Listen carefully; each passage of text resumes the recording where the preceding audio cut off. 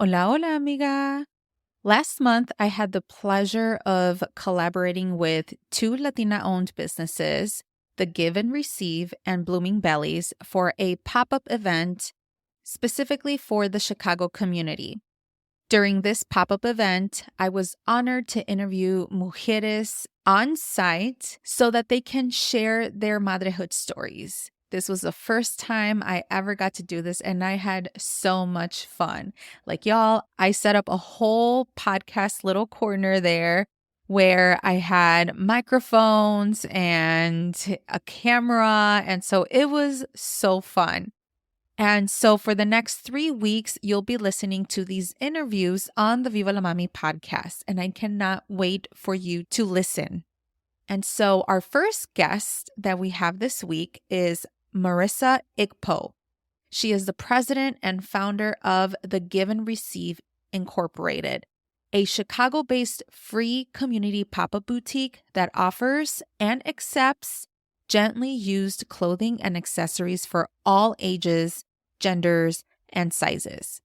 In this interview, Marisa shares her journey of establishing a free community pop-up boutique that offers gently used clothing and accessories to people of all backgrounds in Chicago. She discusses overcoming initial fears, mobilizing community support, and the mission to provide quality clothing without cost to those in need. Our conversation also touches on issues of consumerism, sustainability, and Marisa's broader plans for the future of her non-for-profit. And so it was such an honor to have her. My hope is for you to listen and to really think about the ways in which we utilize our goods, specifically clothes. I know as mujeres, we love to shop. We love to buy things, but we also need to be mindful about this level of consumerism and whether if it's beneficial for our planet and even our wallets. Take a look at your closet. Are you really wearing all the clothes that you have there? And I'm not here to judge. You do you, boo. But really think about perhaps you may want to donate the clothes that you haven't worn in a couple months. Really reflect on what is it that's really making you keep those items. I will be linking all of the information needed so that you can not only follow, but get to know a little bit more about the Give and Receive and ways in which you can either donate on a financial standpoint, or you can come to any of their pop-up events this fall and winter. They already have some events posted in their calendar. And that way you can donate your clothes. And it's okay. It's okay to let things go. All right. So here's my conversation with Marisa Ikpoh from the Give and Receive. Welcome to the Viva la Mami podcast. I am your host, Jessica Cuevas. I am a mother of two on a mission to help redefine the meaning of madrehood as a modern Latina mom. Madrehood can be a complex journey, interwoven in two identities that often make us feel ni de aquí ni de allá. Viva la Mami is committed to providing you with knowledge, tools, and support to navigate the challenges and triumphs of madrehood as Latina moms. On the show, we'll be discussing culturally relevant topics that will help inform and empower you in whichever season you are in on your motherhood journey. We'll be joined by Latina moms, experts and professionals who can offer advice, practical tips, relatable stories, and honest conversations. So bring your cafecito as I invite you to be a part of this space as we create comunidad about the exciting and challenging parts of being a mommy. Ahora, vámonos. Welcome, Marisa. Thank you so much for being here. Thank you for having me. Yeah, of course. And so I love the work that you're doing. I've been following you since we met at the Fempreneur event in Chicago. How long ago was it? I think it was a couple months ago. Is time real? Yeah. But I love your mission. I love the work that you're doing to the community. And so before our listeners get to know a little bit more about the work that you do, I'd like for you to introduce yourself. If you can tell us a little bit more about you, your family, where you live, and we can get started. Sure, all the things. So, hi everyone. My name is Marisa Ikpoh, and I am the president and founder of the Give and Receive, which is a free community pop-up boutique. And what we do is we offer and accept gently used clothing and accessories for all ages, genders, and sizes. And we make it available to the community for free on a pop-up basis. So we do it about twice a month throughout Chicago. And, we just aim to service the community, whether you have $1 million in the bank or negative $1 million. Listen, we understand we're manifesting for one, but the reality is might be the other. So everyone is welcome to attend the pop-ups and shop for free. And the cool thing about it is that I always like to joke and say I created my crew, right? So I have 4 daughters, ages 15, 12, and 6-year-old identical twins. And they are the crew for the actual boutique, as well as my husband. That's awesome. Yeah. So it's a whole family business organization. Yes. Yeah. And that's wonderful because like I told you, like I see your daughters working and helping you, and I think that is so empowering that they get to not only tangibly see the items being received and given out to the community, but they see you. Yes. And what an amazing leadership, position of leadership that you are, not just having, but you're showing it to them that, through this effort, they're helping the community as well. They get to see it. And so I feel like that is so impactful with the work that you're doing. And so what led you into creating this organization? So I would love to take full credit, but I always say, all credit to God. Yeah. About 5 years ago, the notion was actually put on my heart, and I told my husband about it, pillow talk. And then I immediately said, there's no way possible, right? The end of 2023, I revisited the conversation again. This time there was more detail, right? I'm like, I'm going to talk to the alderman. I'm going to do all these things. And again, fear took over and I tabled it. So at the beginning of 2024, I actually felt like God was like, go, let's go, right? And I've already been disobedient enough and know that I don't want to do that again. So what I did was I scheduled about 5 different bookings within 2 weeks. Wow. But I didn't have a stitch of clothes. Oh. So you can't have a thrift boutique without clothes, right? So I just basically was like, God, now what? And he said, tell everyone, right? I take belly dance classes and I take hula classes as well as Zumba. I love to dance, as you can tell. That's great, yeah. And I told everyone in the classes, and next thing you know, within a week or so, I was surrounded by clothing. Wow. Ready for the bookings. And our very first event was February 24th of this year. Wow. And we're already booked through December. That is wild. That is awesome. And there is such a need, because we have this overconsumption of materials, in this culture and society, which, I think that it could be beneficial for those that are receiving, right? Because perhaps we're giving, our materials to those that are in need or what have you. But sometimes we can be greedy and not really think about that. Yeah. And by you sharing this out in public, be like, hey, if you have these extra change of clothes, what better way for others to receive it for free?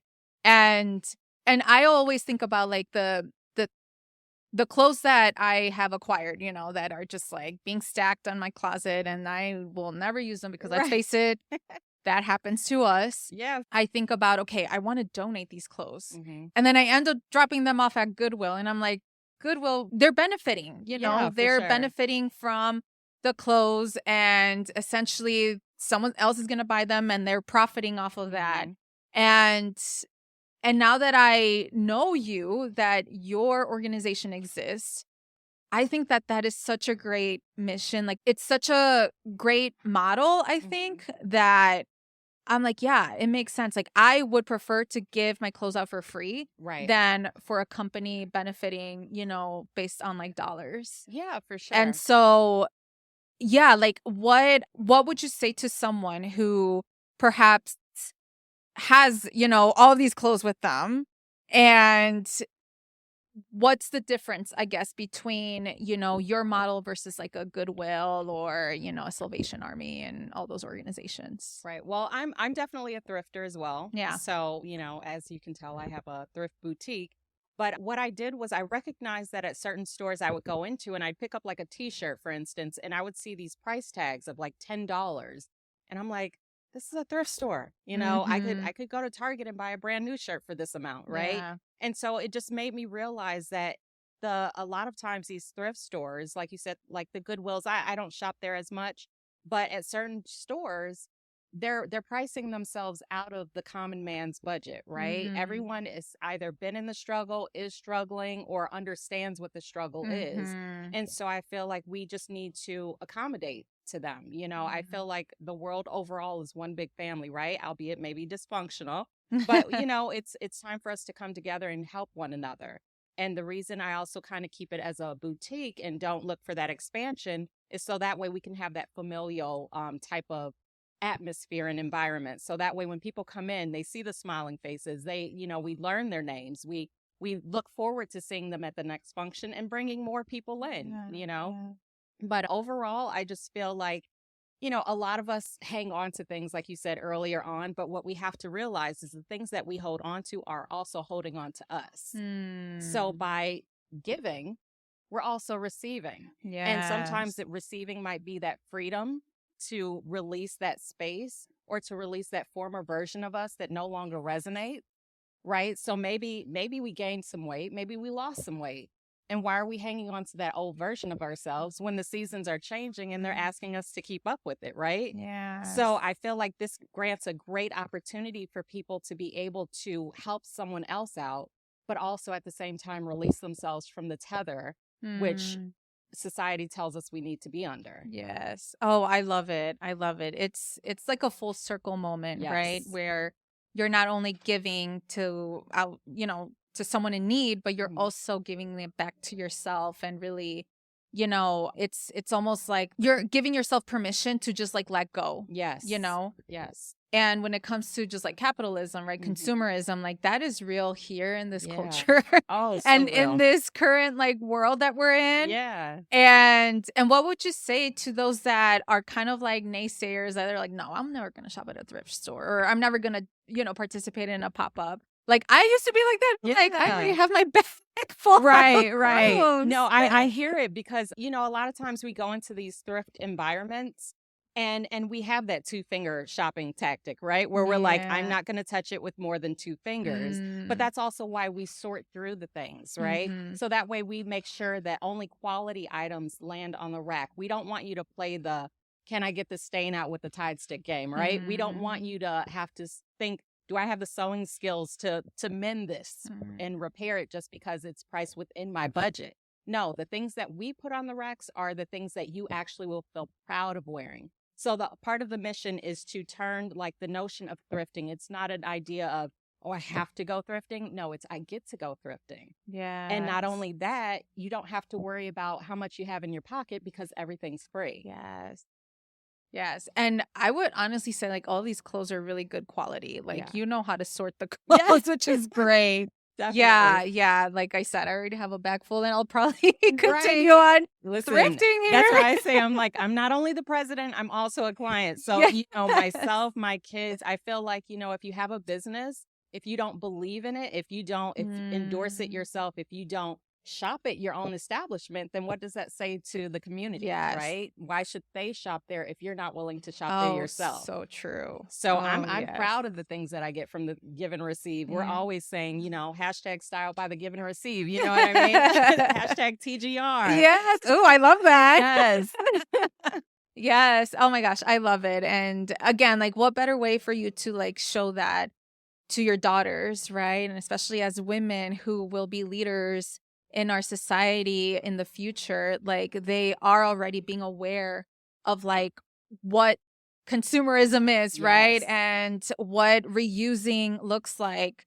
And so what do you usually tell your girls about, the clothes that you receive and you give back? Like what kind of conversations do you have with them? So I've always like from an early age, like very early with my kids, I've always been the one to say, don't go towards things just because of a label, right? Don't go towards things just because they're trending or because somebody else tells you you need to have this, right? I taught them the notion of, they're going to upcharge you just because maybe they put Mickey Mouse on it, right? Versus the thing that may not have Mickey Mouse on it, but it has the exact same functionality. And the functionality is what you actually need, not the Mickey Mouse. So which is the smarter purchase? So it got to the point where even my twins, who are now 6, they will go and say, Mommy, look, it's the same thing, you know? And so I always say, like, it's kind of a gag, right? To see how much people are willing to pay for something that's exact same as, like, you know, less costs, right? So I try to teach them that, and also that freedom of fashion, right? Again, not following the trends, doing what you feel comfortable and confident in. I don't care what they wear, right? As long as it's weather appropriate, put on the polka dots, the plaids, the stripes, the everything, and rock it. If you have confidence, then you will look good in anything and everything. And so that's what I try to teach them. And as far as thrifting, we've been thrifting for quite a while now, you know? So they've learned early on, especially the value of $1. You know, once you go thrifting and you go to a air quotes regular store, then you see the price difference. You're all of a sudden, it's like, let's go back to the thrift store, you know? So it's more for your money, economical, and trying to teach them that fiscal responsibility at the same time, while and instilling in them that not everyone is blessed with that financial means, right? I grew up in Gary, Indiana, you know, a single mother. We were on financial straits. So I understand it. So I want to pass that down. Whether we have, again, $1 million in the bank or a negative million, we still want to understand the value of $1. Oh, that is awesome. That is wonderful. And you don't get to hear that a lot, because we are such a more kind of society, and we need to think about, like, what did our ancestors do? You know, like, I actually had a conversation with Volverde, which is like a marketplace business that is owned by 2 sisters, and I, you know, had this conversation with them on the podcast about how they grew up using their old T-shirts as rags to clean the house. Trapos, heck yeah. And so I'm like, yes, I remember seeing my grandma use this. And why is it that now we're in this new generation where you need to buy, you know, the microfiber, you know, rag instead of using your old clothes, right? And how smart is it? I think it's a smart idea, you know, that it has been passed down by so many generations, but for some reason, because we're in this culture and society where, you know, no, like, you need to overconsume. And then end up throwing your clothes in the garbage. And then that ends up creating filth to our environment, you know, and there's all this talk about how, you know, this fast fashion isn't really sustainable. You know, people end up throwing their clothes and then they end up in landfills, and that ruins our earth, you know? And so like, we need to be mindful of that. And as parents, it's our responsibility, you know, to teach our kids, like, to be responsible citizens and learn different sustainable ways. And it could even be, you know, saving $1 or $2. Yeah, for sure. I mean, I feel like just because we're using these practices and things like that doesn't mean that we have to feel like any type of deficit in our lives, right? Because, like I said, with the boutique, it's not a, oh, I have to do this. It's a, I get to do this, right? And understanding, like you said, being able to repurpose things and finding the value in it, and understanding that even to be able to use a T-shirt as a trapo, right? A dust rag that makes you think outside the box, right? And it creates a space for us to use our imagination a little bit more. So maybe you see a shirt, and instead of seeing it like, oh, I have to wear it as a typical shirt, maybe you're going to turn it into a belt. Maybe you're going to wear it as a hat. You know what I mean? There's the limits are only what we put on it, and also how we're programmed, right? What society tells us. So we're starting to shift the conversation, starting to shift the mindset, and at the same time help each other, right? It's all about that collaborative effort, right? And even when you say with the sisters, you know, I love that in and of itself, because that's already that familial unit. And it's a nice example of how we should all be, you know? Why I operate this nonprofit with my family right now, but I'm welcoming everyone in. And once you come in, you're a part of the family as well. Right? And you create such a great environment. Like, you are so organized. Oh, thank you. Like, honestly, like, I don't go thrifting because of the disorganization. And I get overwhelmed. But this, like, girl, I'm gonna Yes. just stop by every time you're hosting these events because like you are so thoughtful Thank and you. very organized and you're just not only creating awareness about like being accessible to the community, but it's also like you are representing your brand well. And Right. so I Thank you. congratulate you in that Thank you because so much. girl, I could see you like flourish Yeah. and grow your organization. And so what are some plans that you want to do in the future? Oh my That way you can goodness. manifest it. Yes, yes, manifestation. So I eventually see us going mobile, right? Because I Yeah. want to be able to reach as many people as possible. Currently, we're doing 2 pop-ups a month, like I said, mainly in the Belmont Cragen area, just Okay. because that's where we're close to. But so you know of food trucks, we're gonna have a mobile boutique, right? And so what we do, even down to the vision of it, right? So attachable solid racks on the outside, inside detachable racks. That way we can still partner with the different organizations because we do operate under like a trifecta. So we partner with local businesses. We operate with outreach programs such as domestic abuse shelters, senior centers, things like that. And then we also do open community spaces, right? So maybe like the public library or spaces that automatically welcome the public, right? But what I envision is these trucks will be able to pull up to these establishments and have an indoor-outdoor type of shopping experience, right? So that way we still highlight the different organizations, but at the same time, they still have access to the free clothing. Yeah. And That's that way we awesome. can, we can reach way more people, and down the line, we're going to have a fleet of trucks, Yes. right? People are always asking, do you want a brick and mortar? And I say no. Because if we're in a brick and mortar, then we're only in one location and we're only able to reach one community. Exactly. And so I want to be as mobile as possible and I want to keep it as a boutique so that way we can have that attention to detail. Yeah. That way we can have that familial type environment and feeling, right? We can be welcoming at all time. Yes. So, I mean, there's definitely, again, all credit to God. Yeah. Yeah. And all of these different ideas and visions that He's put on my heart. I know will come to fruition. It's just a matter of being patient while we get there. Right. But I would consider you successful just because you Thank are you. partnering with so many different businesses. Yes. You're being connected very well with the community. And so all the luck to you. Like, this Thank is you. amazing. And I'll make sure to support you in any capacity. Now, going back to like motherhood, right? Mhm. Like, in what way are you redefining motherhood to your children? Well, I feel like I'm almost like a trendsetter, right? I even know it's funny because I talk about breaking those trends, but at the same time, I'm introducing new notions, right? Because previously, even when I had the original notion on my heart, even something such as speaking to an alderman felt so far out of my reach, right? And now I'm having conversations with state senators and all these different people. And it allows me to be a living, true example to my children to let them know that literally the sky is not even the limit. It's the beginning, right? Like if that vision is put on your heart, you can manifest it into existence regardless of your background, regardless of the struggles, regardless of anything, because my life hasn't been easy by any way, shape, or form. But for someone like myself to start this at the age of 45, right?